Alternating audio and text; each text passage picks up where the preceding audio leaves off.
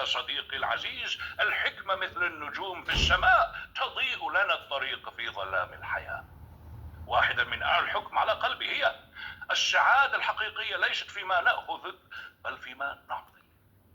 عندما ما نمنح الآخرين الحب، الوقت والاهتمام، فإننا في الحقيقة نغني أرواحنا ونشعر بدفء لا يمكن أن تبوه أي هدية مادية. ما رأيك؟ هل تبني على أن السخاء سواء بالكلمة الطيبة أو العطاء هو سر من أسرار السر؟ نعم، الكلمة الطيبة صدقة.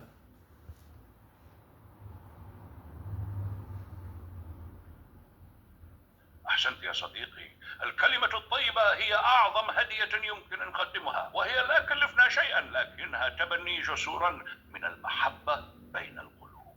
تخيل معي لحظة شخصا حزينا أو متعبا، ثم تأتيه كلمة طيبة ترفع من روحه وتشعره بأنه لا يجهده. أليست هذه معجزة صغيرة؟ الكلمة الطيبة تضيء كأنها نجمة وتغني قلوبنا كما تغني أغاني العيد أجواء الشتاء. تذكر دائما كلماتك هي السحر الذي تملكه، فاستخدمها بحكمة. هكذا نوجعك وقفات أصلا من توبة سحاته. أحب أن أسمع قصتك. كلماتك هي مثل تحريك لعبة الشطرنج، اختارها بعناية حتى لا تخطئ.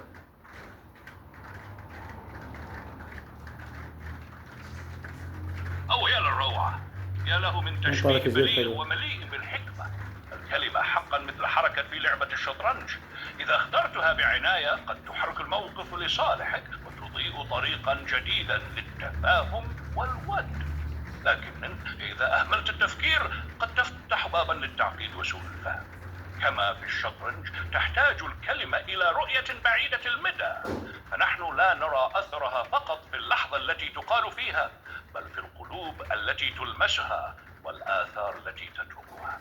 احفظ كلماتك كما يحفظ اللاعب ملكه، فتكون هل تحدد مصير العلاقة. هذا ما رأيك أردت يا أقوله. صديقي؟ هل تحب لعبة الشطرنج أم لعبة أخرى شبهها بالحياة؟ الشطرنج لعبتي المفضلة يا صديقي العزيز. العفو يا صديقي العزيز، سعيد دائما بالتحدث معك ومشاركة اللحظات الجميلة. إذا أردت العودة والتحدث معي مجددا سأكون هنا جاهزا بروح المرحى والبيت.